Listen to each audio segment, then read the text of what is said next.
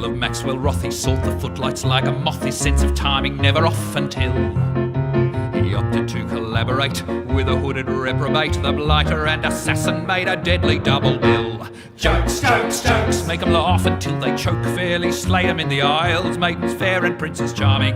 Thrills, thrills, thrills, dashing feats and bloody spills, and I guarantee you'll never see the ending coming.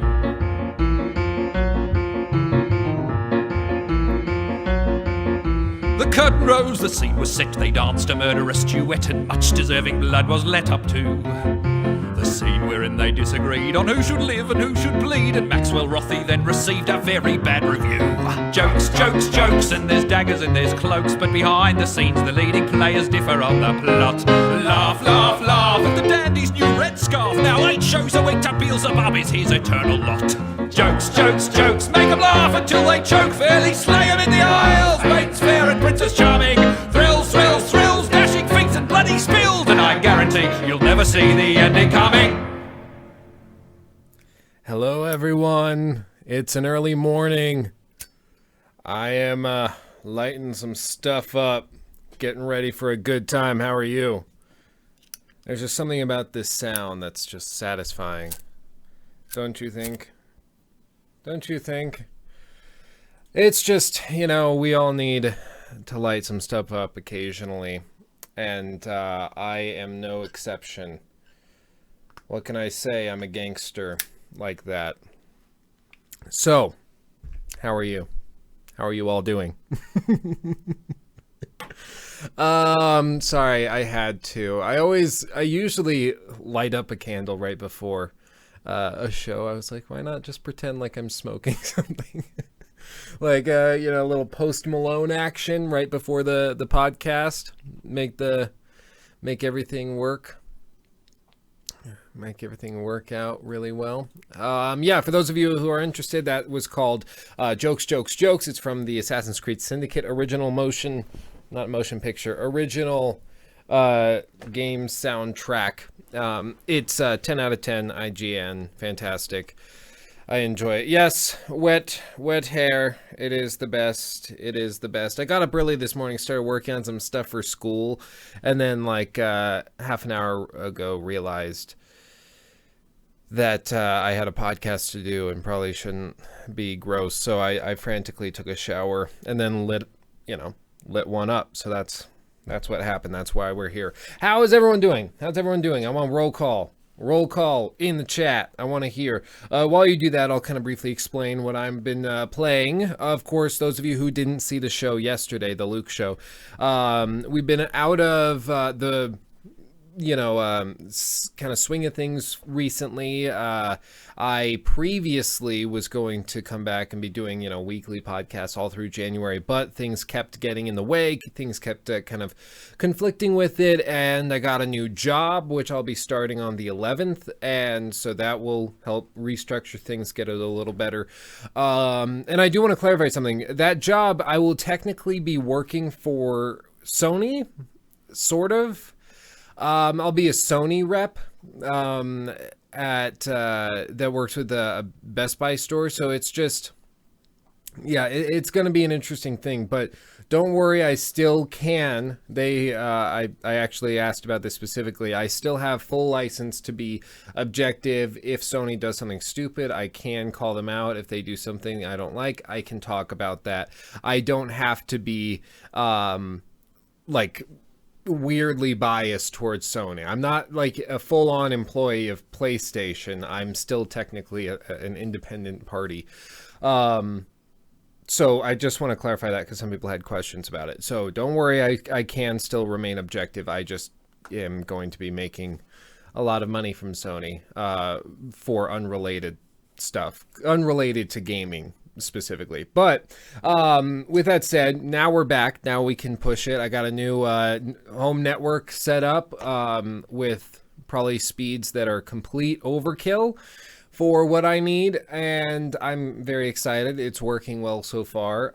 You know that your life is complete when you have to go to the store and buy 100 feet of Cat 6 cable. It just makes you feel good inside, and so I'm excited. What I've been playing recently, LA Noire for the Switch, and also I decided to try Fortnite out, as you saw in the preview. Now, for those of you who are not familiar with the core thing, basically Fortnite is kind of a cartoony version. Some people call it a kid's version of PUBG. Having played both of them, I can say one actually works a little better. Fortnite works way better, even though this one is strictly early access and PUBG is no longer early access. I've found that Fortnite works way better and is much less prone to glitches. I've only come across one thing when there was the server disconnected completely and everyone got logged out. I was in the top 8 and then got bumped out. But I've been having a good time with it. I can recommend it. Having played it, let me scoot that up. There we go. I can recommend it. I had a good time with it, and now you can watch me fail to build a bridge. So yeah, I recommend it. It's a fun game, especially as like a party game. I didn't think it would be fun, but having like a bunch of people over and all taking their times, it was a good time. Yeah, Fortnite more like Dork Night. Yeah, no, it's totally nerdy and I love it. It's actually been pleasantly relaxing to play, especially because PUBG just tends to frustrate me. It just doesn't.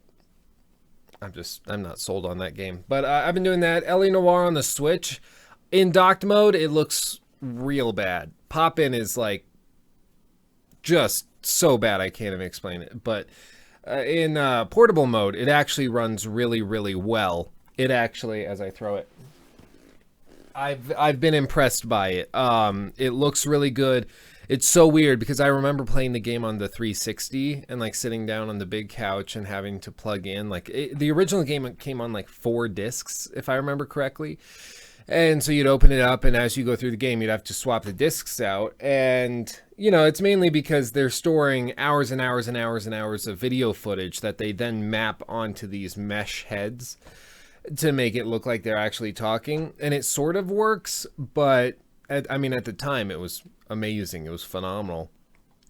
And yeah, no, it'll just be I've been going through it. I've been having a good time. I think it was a good buy. It was only like 38.40 when I got it. I think it's worth it. Just to go through it again. The controls are still clunky, you know, everything you know and hate about the old one is still true, but it's just one of my favorite games, specifically because of the mood, specifically because of the art style, because of the setting. I really like it. It's one of those settings you wouldn't expect there to be a game set in, and I think it works really well because, you know, it's in that uncanny I don't know what I'm trying to say. I just like it. I like it. Get off my back. I like it. That's all I'm gonna say. I like it. As I yank the cable out of the mic. So that's what I've been playing. I've been perusing through the chat as you guys did. Roll call. Seems people are doing well. Yeah, Assassin's Creed Origins got cracked today, or so I've heard. I have not verified that, but multiple people have told me that it got cracked. And you know, I don't like it when games get stolen and when they do that, because I think, I mean, as you saw in the multiple videos I've done on it, I think these games in general don't get enough credit, and to have them stolen, you know, some people pretend like it's pro-consumer to be pro-pirating. I don't think that that's necessarily true. Like, in what other industry would that be true? Is it pro-consumer? I mean, I guess on the bare bones level, I suppose it is, because if the consumer is just anybody, including those who are stealing, then I guess it's pro-consumer. But at the end of the day, you know, it is taking the property and obtaining, rather, perhaps, the property of somebody else's work without compensating them duly for it. And so at its core, I think it's better to compensate people. I understand the demo idea, the idea that, oh, well, I'll try it out, and then, like, if I really don't like it, then I won't buy it. But if I really like it and it runs well, then I'll buy it. Okay, well, with Steam refunds now, that's kind of an irrelevant point. It kind of is just, I don't understand how you can make that argument. So I mean, I don't get it. I understand like the idea behind pirating. I understand why so many people do it. They don't have much money to do it. I understand that. But at the end of the day, when you pirate a game, you're getting a game that fundamentally, like, it doesn't work the way it's supposed to. Pirated games don't run well. They don't. Like, they can't do the same updates. They can't do all of the same improvements that you would normally get if you bought it. I just don't think it works. I just don't understand why we need to be pro pirating in order to be pro consumer. I think that's a false equivalency. But that's just me. It doesn't make sense to me. But the one good thing about it getting cracked is that now, hopefully, Ubisoft will remove Denuvo, which will, for those of you not familiar, is just the software kind of layered in to protect it and to make it so that it can't be cracked. Now it's been cracked, so they don't really need Denuvo anymore. Hopefully this means they'll remove it. And if they remove it, we're going to see greatly improved performance on PC, like significantly improved. That was the big thing at launch, is that it was noticeable how much, like, Xbox One X runs probably close to a 1070, roughly speaking. And on a 1070, you struggle to get to 4K on any settings in Origins, even though technically speaking it should be a more powerful setup if you have a high-end gaming PC with a 1070 in it. But because of Denuvo, because of all these things that are on the PC versions that aren't on the, PlayStation and Xbox versions, you never experience it. So now that they're getting rid of it, hopefully it improves. Yeah, DRM, you gotta love it. Gotta love DRM. If they remove it, I can finally buy it. I have a shite CPU, can't play it with all that crap. Yeah, the CPU is the big thing that tends to tank it. Is Denuvo is constantly doing like calls back to servers and back to testing and calculating, making sure that it's a legit copy of the game. So if they remove it, hopefully, now they will, everything will be improved. I don't see why they wouldn't. There's no reason to keep it on. It's one of those things where, like, is it just going to be a matter of pride? But really, there's no reason that they should keep it on. I wouldn't know why they would. So hopefully they get rid of it. I think it would be good. So that happened. Let me show you this. This got a lot of people a little sad. Right here, YouTube live chat isn't connected. Let me connect it. Voila.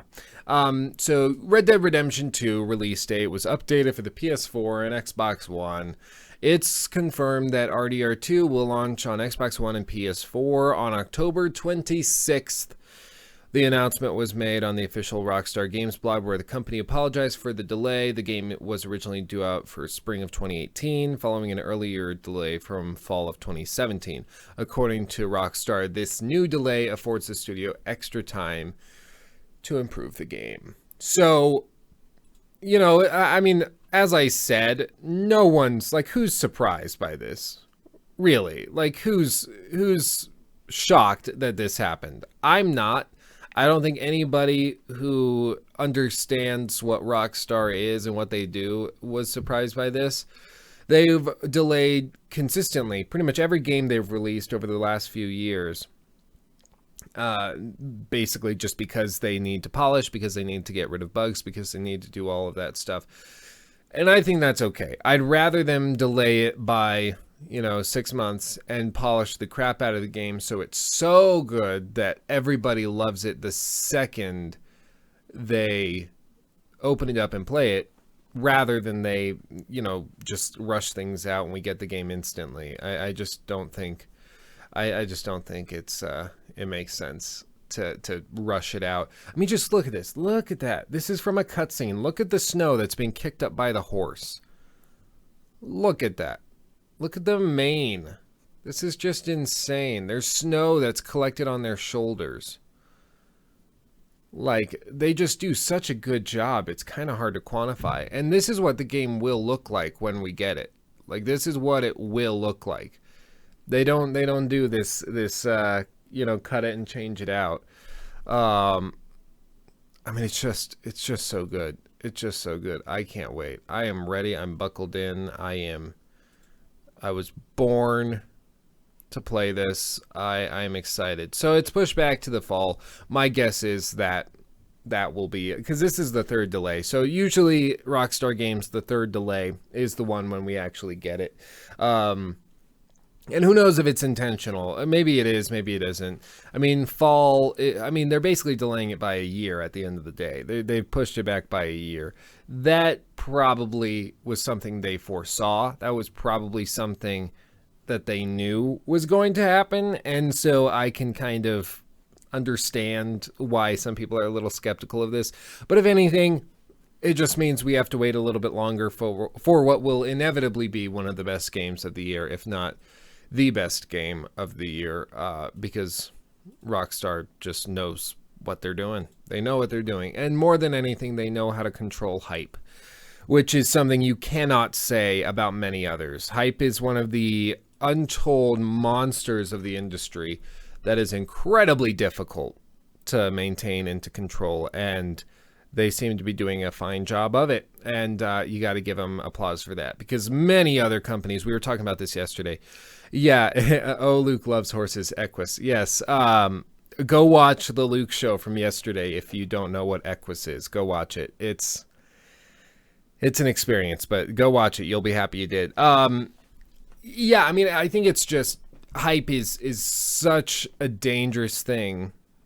And if you can't control it, it can take what is a good game and just utterly destroy it. I honestly do have a ton of sympathy for companies. I know I talk about them all the time, but I honestly do have a ton of sympathy for companies like Bethesda, who have fan bases that are, I mean, as I guess somebody in that fan base, and as somebody who knows a lot of people in the fan base, who has been on podcasts with the leaders of those fan bases, I can say confidently that the fan base is kind of insane. Like, it's obsessive over these games, and I can understand it. The games are really good, but it breeds this kind of discontent that there's no matching. There's no satisfying what these people are demanding. And so with somebody like Bethesda, how do you deal with that? Do you just not talk about your games for like years on end and then only talk about them a month before they release? Try to pull a Fallout 4 where you don't talk about it until 6 months before it launches.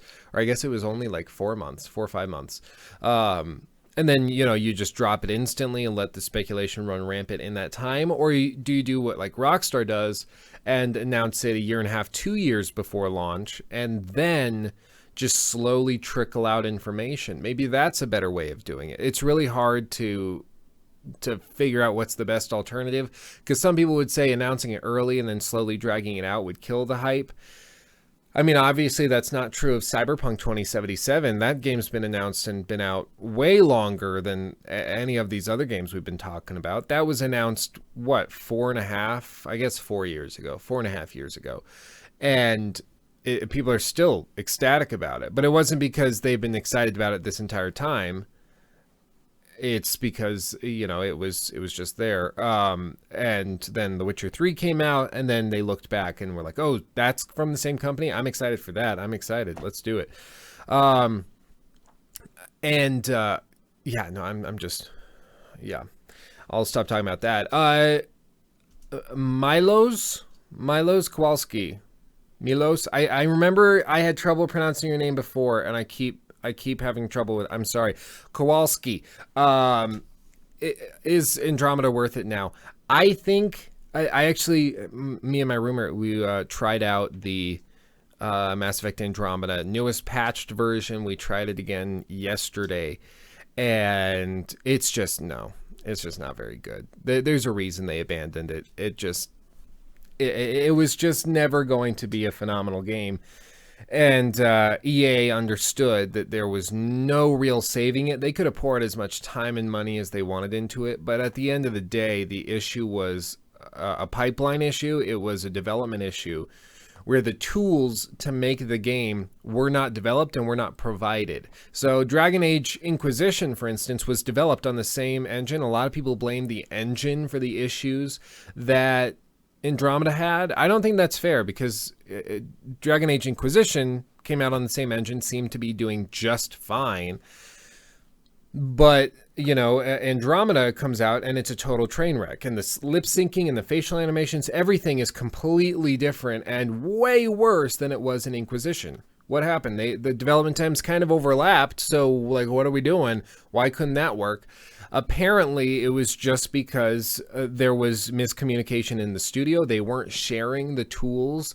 So, like, when you have a Ubisoft game developed, for instance, they're all sharing tech. So, you know, the Assassin's Creed team develops the ship sailing and ship naval combat mechanics for Black Flag.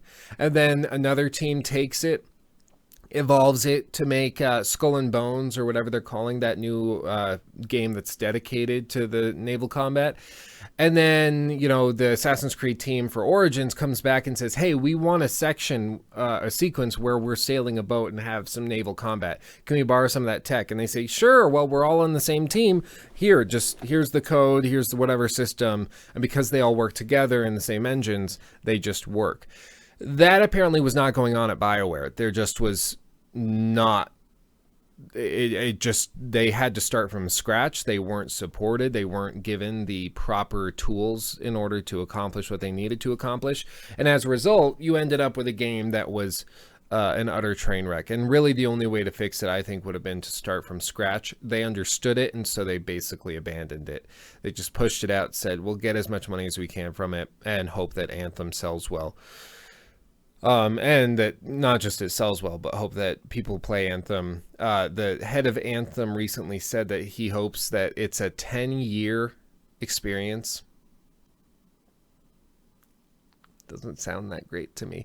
It's just what happens when EA gets in there. EA is always going to be terrible. Like, we just need to accept this. Everyone's shocked when EA comes out with bad stuff or makes bad business decisions, but then they're not shocked at the same time. But the reality is they release these games, but people still buy them. Okay, Battlefront 2 still sold like 8 million copies. It's like that video I did on the casual gamer. Not trying to demonize anybody, but the reality is that the casual gamer does run the market for companies like EA. It does run the market because hardcore gamers, the ones that are watching podcasts like this, we're not the ones buying Battlefront 2 because we're upset about it. It's like, you know, my neighbor who is just a casual gamer who likes to play some fun video games, who isn't looking at any of that stuff, who just is like, hey, a Star Wars game, I'll get that, play through it, and that's it. And so at the end of the day, we just need to kind of accept that it's terrible, and that's all it is. And when you accept that, things get a lot easier, a lot simpler.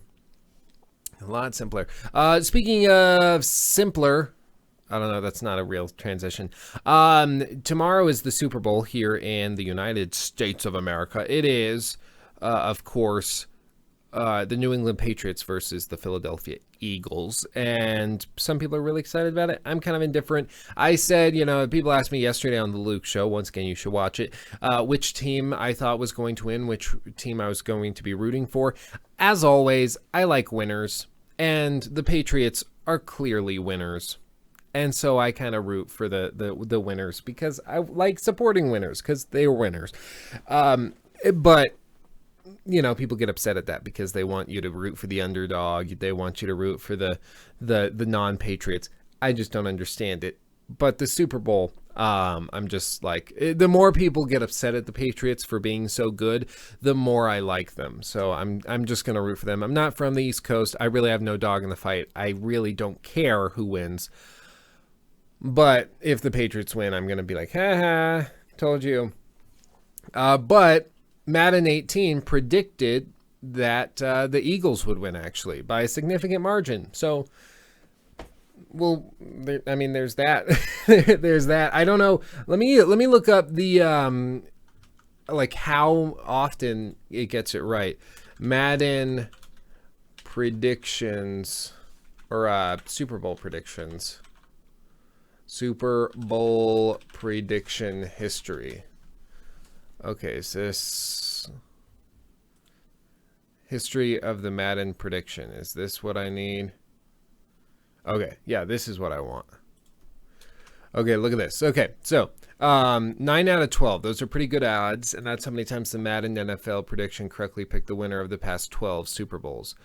Okay, so what if we start from this one? Saints versus Colts, predicted the winner and score 35-31. Actual winner and score 31-17. Oh, so that was pretty good. Well done. Madden NFL prediction, winner and score Pittsburgh at 28-24. Actual winner and score Pittsburgh at 27-23. Just a point. Okay, that's pretty cool. That's well done. Let's see. Madden NFL Patriots 38-30. Giants won that one. So they got that one way wrong. But that I remember that game. That was way off. Totally unpredictable. This one, they predicted the Colts would win at 38-27. They won at 29-17. So just take 10 points off, and you got that. They predicted the Steelers would win. They did. They predicted Patriots would win. They did. They predicted Patriots would win again, and the Patriots won again. So, I mean, they seem to have a pretty good track record with it, barring any unforeseen injuries or weird things happening. But at the very least is kind of cool that they seem to get it right a lot, which is interesting. This is another thing, going back to Anthem, I wanted to address. BioWare's Anthem was officially delayed into 2019. And, I mean, we just talked about Anthem a little bit, how they're hoping it's a 10-year experience, how they're hoping that it's the next generation of, like, Destiny, of, I guess, like GTA Online, those types of games, which is unfortunate, but that's just what's going to happen. So the BioWare that we knew and loved is gone. Just accept it. It's gone. It died in a car crash, fiery, with skin peeling off. It's gone. It's time to move on. It's time to move on. Put your faith and hope in other RPG developers, because Lord knows BioWare is not that company anymore. Oblivion remake using Skyrim engine gets a gorgeous new trailer. Look at this. This is a beauty. You know, the Skyrim engine to begin with wasn't particularly phenomenal, but I mean, this new update is you know, pretty impressive. So there's that, I suppose. If that's interesting to you, then I suppose you can play this. Or I'm not sure if it's released yet. I think they might still be working on it. But yeah, I mean, look, that's just crazy. The modding community is insane. You guys are crazy. You guys are crazy.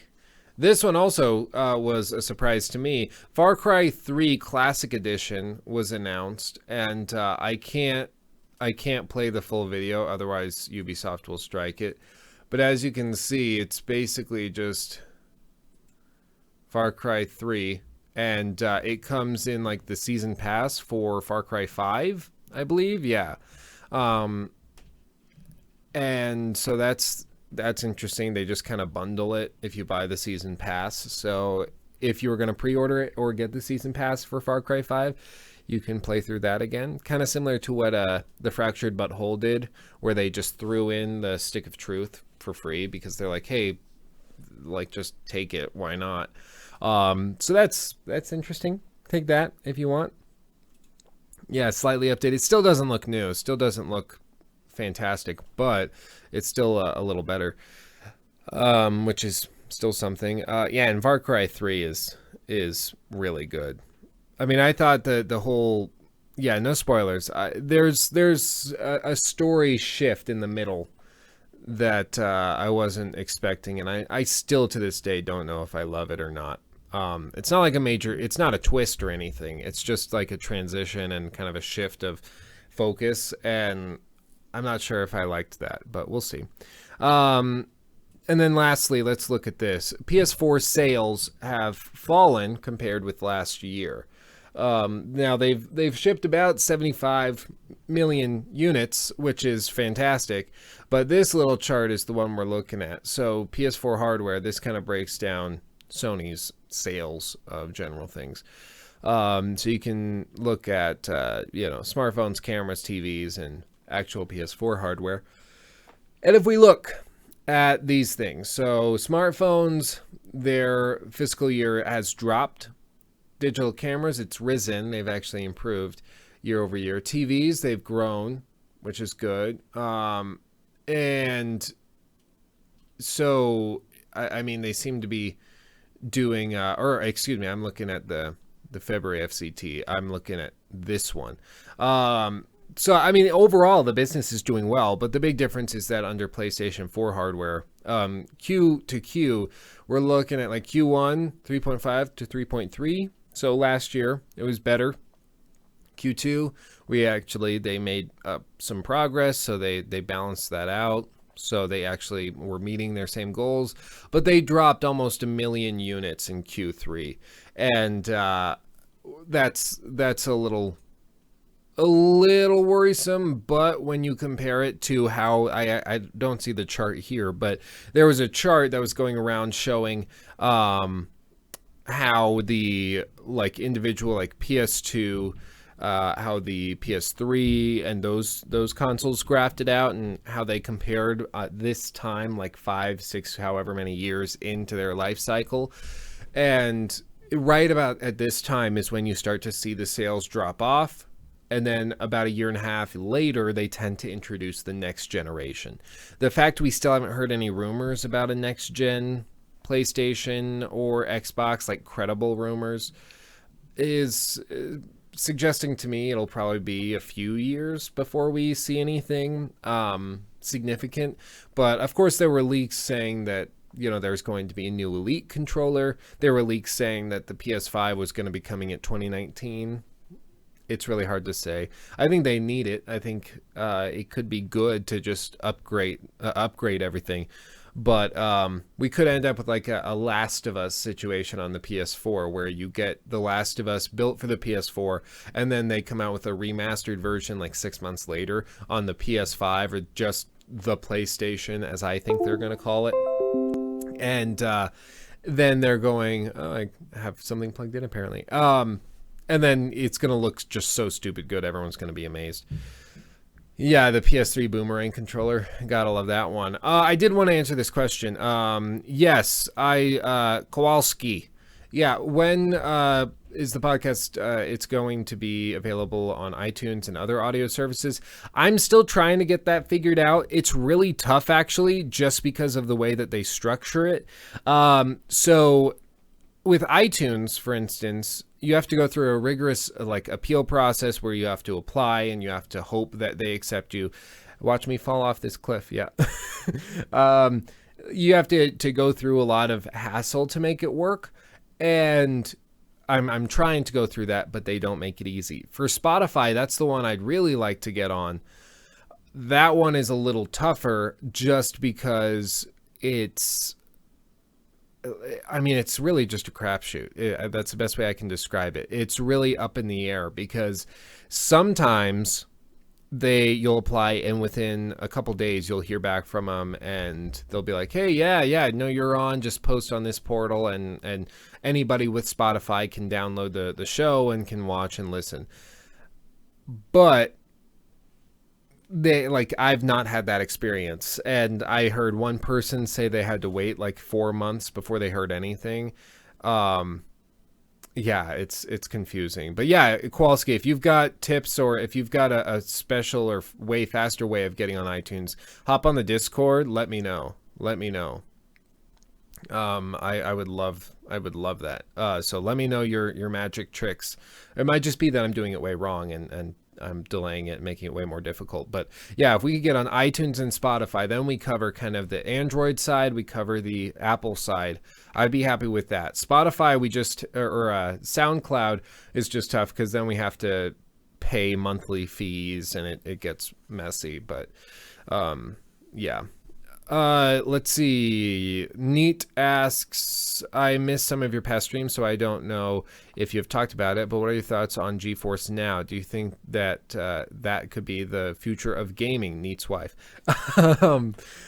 I think, I mean, GeForce Now, I think, is interesting. For those of you not familiar, let me pull something up on it. If it's what I recall it being, it's like the evolution of cloud gaming, which is really, really interesting. So like, let me pull this up and show you. So this is what it looks like. This is what they're doing. I'll have to request beta access and try it, but effectively what it does, oh, it's Austin Evans. I do like this guy. He's such a nerd. I love it. I love it. So he's playing on like a Chromebook, but he's playing The Witcher 3. And basically what they're doing is streaming these games from NVIDIA servers, at least as far as I understand it. And it actually provides incredible quality. I just set up like my Steam Link, and that's very similar to how it's working, but the PC is not your PC. It's actually like a server. So that could be the evolution of, you know, of cloud gaming, of streaming it. PlayStation Now did similar stuff, but this one really takes it to the next level, which is really intriguing. So like this mode, the ultra streaming mode, this mode increases the speed that GeForce Now streams games to your Mac or Windows PC from 60 FPS to 120 or higher, reducing latency. Now the big thing that I don't think many people are talking about this, liking it, that they won't have to buy like high-end gaming systems and all that. What I think this is significant about this is that effectively it makes it so Macs are now gaming computers, which is a big deal, because a lot of people like me, as a laptop, I prefer a MacBook. Just the build quality. I mean, I sell computers as my official living, so like I play with all of the newest and the greatest stuff. I prefer a MacBook. There's just something about it, the build quality, the way that they've structured it, it just works really, really well. And the fact that now I'm like, oh crap, I could get one of those and just stream a game directly from like NVIDIA's cloud service. I just have to like hardwire myself in or however connect. Like that's just insane. It's crazy. It's crazy. I think it's fantastic, and if they can really push this and find a good way of marketing it, you know, this is something that's hard to market to people, so that they understand how it works, because the layman doesn't understand how streaming a game like this works, or the difference in fast internet and meh internet. You know, it's just not what you need. So if they can find a way to market this correctly, I think this could be a game changer. So I think it's really impressive. Will it replace full-on gaming PCs? Probably not. I mean, probably not, especially just because this still requires a really nice, fast internet connection. And if you can manage to game without that, that would be nice. But then again, everything's moving towards the internet anyways, so maybe it's just how it's going. We'll just have to see. But most certainly, it is really interesting. Let's see. Galfoud, how are you going to celebrate when you inevitably reach 50,000 subs? I have a couple ideas. I know I said that I was going to like do all sorts of weird stuff for like 25,000, and then that never happened just because a bunch of stuff came up and I got distracted. So I mean, we'll have to see. I have some ideas though. I kind of want to go on, a lot of it depends on when it happens, because one of the ideas I have is contingent on it happening. I don't want to give it away. It depends on when it happens. So if I have another really good video that, like, in the last 28 days, we've gained roughly 7,500 followers, which is crazy. And that's basically because of that Witcher video and because of the Assassin's Creed video. Those two videos alone pushed that growth, and it'll only get more exponential from there. So if I get another good video or two in the next month, then we're going to be set. And I think we'll be looking pretty dandy. I do have a couple ideas as to what we'll do to celebrate. because I mean 50,000 is at least a milestone that I'm like, you know what, that's something I didn't ever expect to hit, so I can celebrate that and be happy about that. And you know, I don't know if we'll ever reach 100,000. I don't know if we'll ever reach 1 million, but we're gonna try and we're gonna push. And if we do, fantastic. And I want to celebrate it. So a lot of it depends on when it happens. But if it happens around the summer, if we kind of drag these next few months out, which I don't necessarily want to do, but you know, if for some reason the growth really slows down and it takes into the summer, I do have something lined up and planned that could work much, much better as an official celebration, which we'll just see. We'll see. Meanwhile, PewDiePie just passed 60 million because that's what PewDiePie does. He's just that baller. He is just pure insanity. But I mean, he's somebody who's really changed the way he does things a lot, and I can appreciate that. I can appreciate that because he's evolved, and some would say devolved, but I like a lot of his stuff. His quality, like his content though, you look at it and you're like, this shouldn't be getting 60 million subs. And I don't mean that as an insult. I just mean it as like, you wouldn't expect this content to be the most, I mean, I guess it's not the most popular content on YouTube, but it's still incredibly popular. So we'll just have to see. I want to go through these with you. This is from r/gaming. This is where I die. This is from r/gaming on Reddit, and I always found these really funny.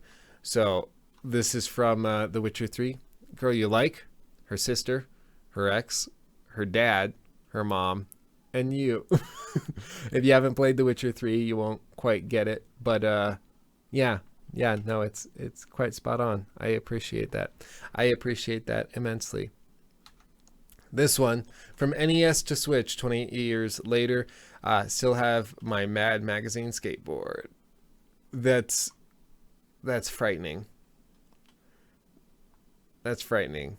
The Switch is fantastic. Again, if you haven't gotten a Switch, go get a Switch. It's just time. It's time. Go get a Switch. This one, remember when video games had a spot to store a memory card inside the case? I remember. Oh, I remember too. I remember that. The PS2, that was a big thing because those cards had like 8 megs of storage. NHL 07, 10 out of 10 IGN. Fantastic. This is like my guilty pleasure crap where I just go through this. What is this? What's he doing? What's he doing? I don't know what's happening.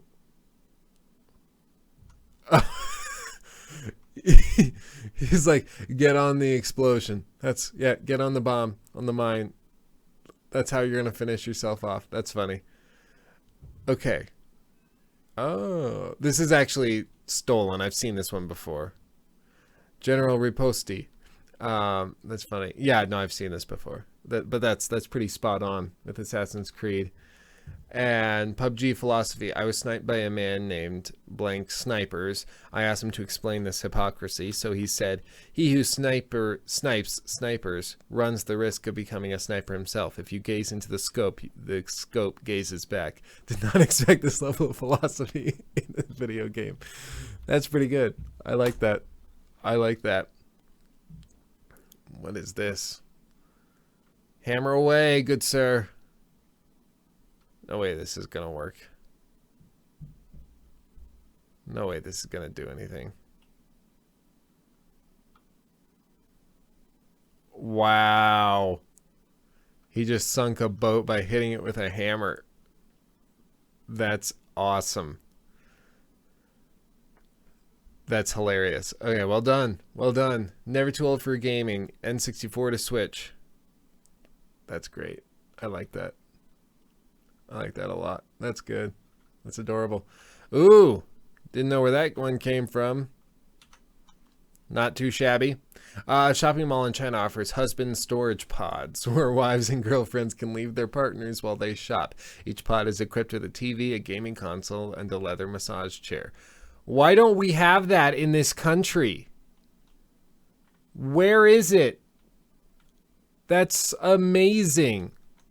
We need to start. That's our next business venture. We're starting that. I just decided that's what's happening. We're that's official. Yeah, you've come so far. I tip my hat at you, but neither of us wants to see that. Oh, that is scary. That's real scary. Holy crap. That's frightening. A PSA from JB Hi-Fi employees. JB Hi-Fi. Grand Theft Auto 5. This game is not for kids. Don't believe them when they say it is. That's funny. That's funny. Yeah, I remember having to argue with my dad about Far Cry 3. I wanted Far Cry 3 really badly. But, like, we were just at the mall or something, and like, normally I would have just gone out and gotten it or whatever and been a rebel, but, I wanted to just get it all at once, and, he talked to the store rep, and the rep was like, it's one of the darkest games I've ever played. It's real terrifying. It's super dark and evil. And you don't say that to the father of a child he wants better things for. What's this? Speedy speedster speeding away. Ooh. Explosions. I don't know what we're watching. But we're watching it apparently. What is this? Oh, he's doing a good job dodging. Well done. I guess that was just a thing. Found this guy while trying to decide if I should buy it. Accidentally shot a mate while pursuing a drone. He shot me in the head. Another mate nails him in the head. The other guy panics and shoots him. Last guy put his shield up and got into cover in a corner in fear. Fear intensifies. Fear intensifies. 100 out of 100. Yeah, if only. If only. And what is this? My Fire Emblem collection? Dude. Get a life. Damn. Okay, that's a new level.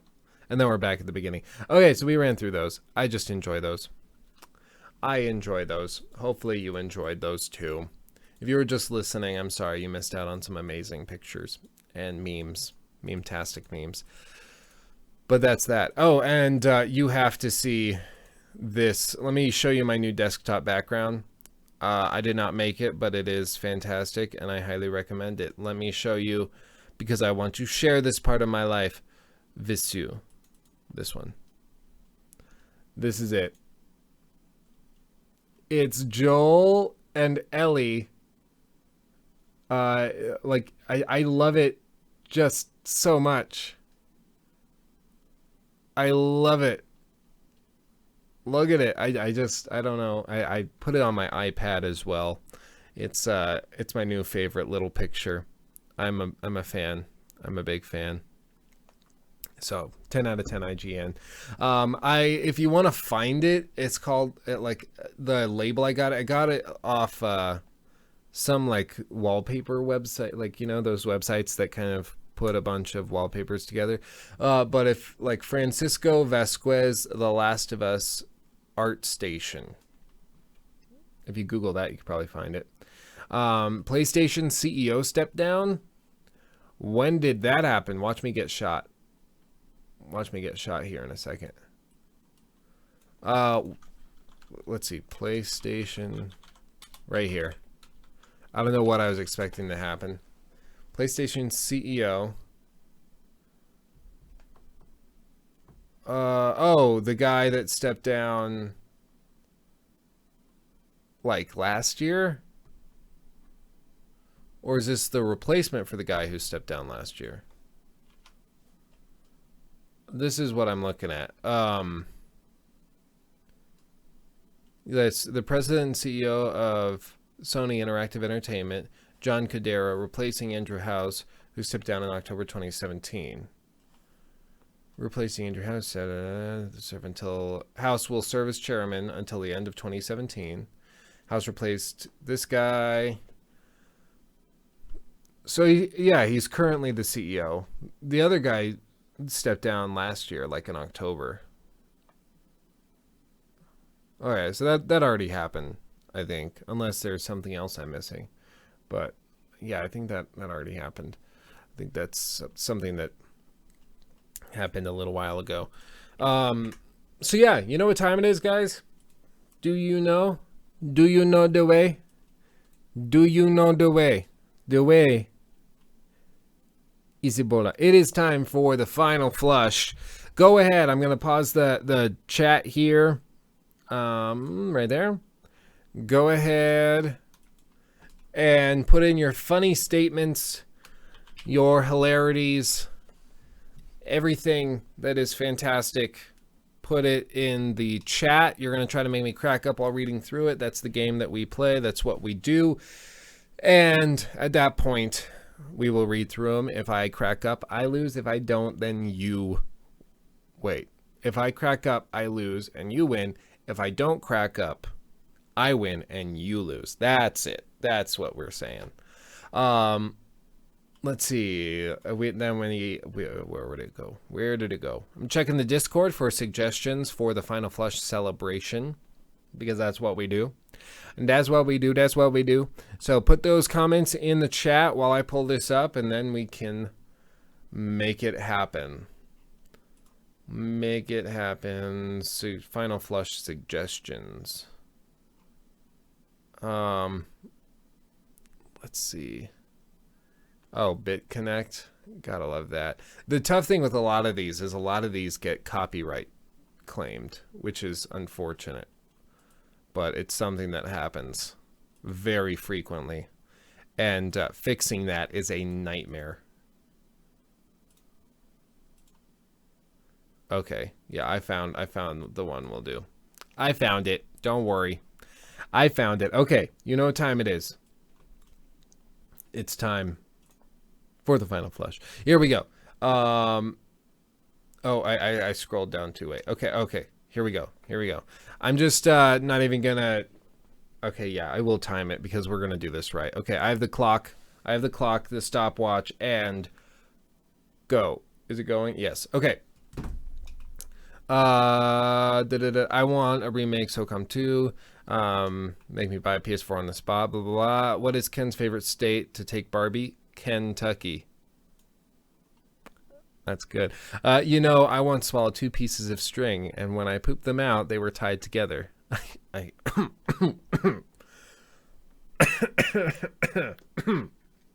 a cough, a frog in my throat. It wasn't that was totally awesome, and I'm going to use that every day from now on. It's that I had a frog in my throat. That's all.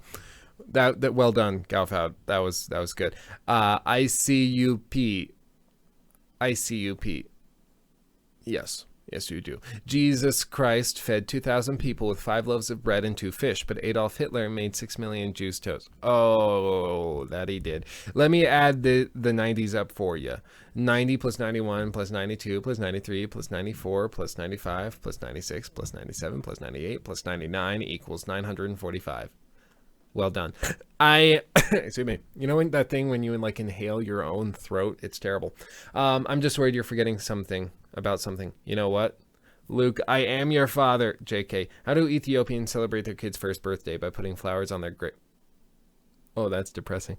What did Beethoven say when Mozart pushed him off the balcony?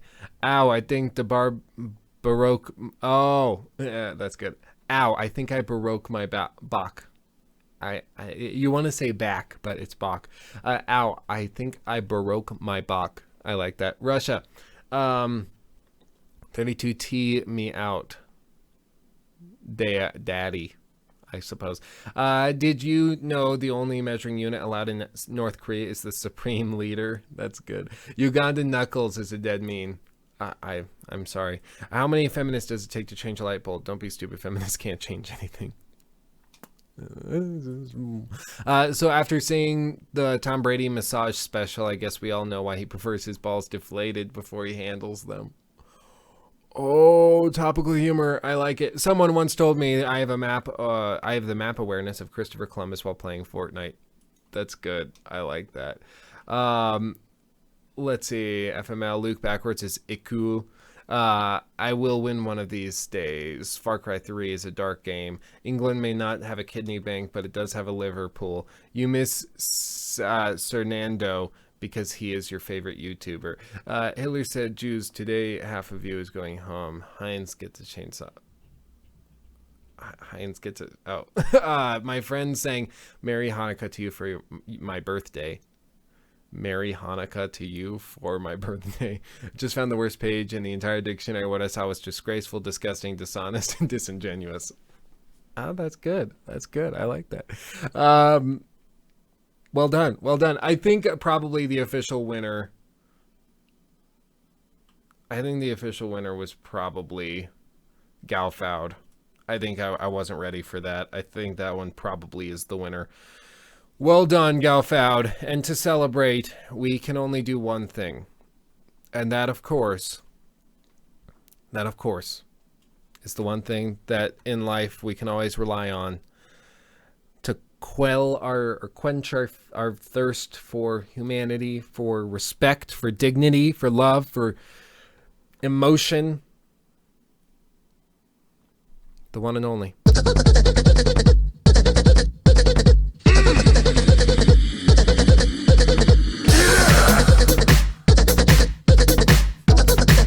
I have not seen this before.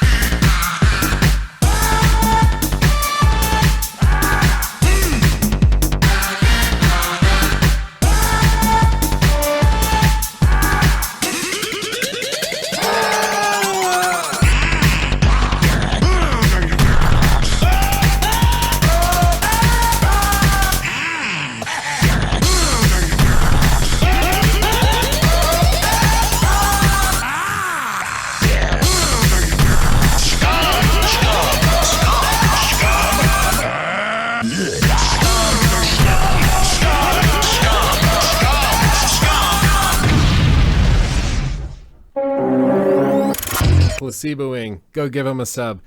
Well done, Placeboing. We are lucky as a civilization and as a species to have somebody as majestic and fantastic as Alex Jones.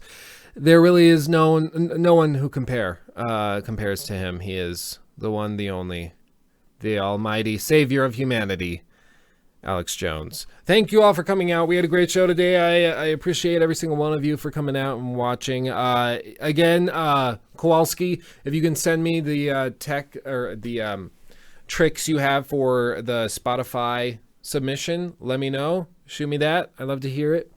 And yeah, we'll move from there. We might have this on iTunes soon. If we can figure that out, that'd be great. But thank you all for watching. I love you all, and I'll see you in the next video. Peace out. Love you all. Bye-bye. Bye-bye. Bye-bye.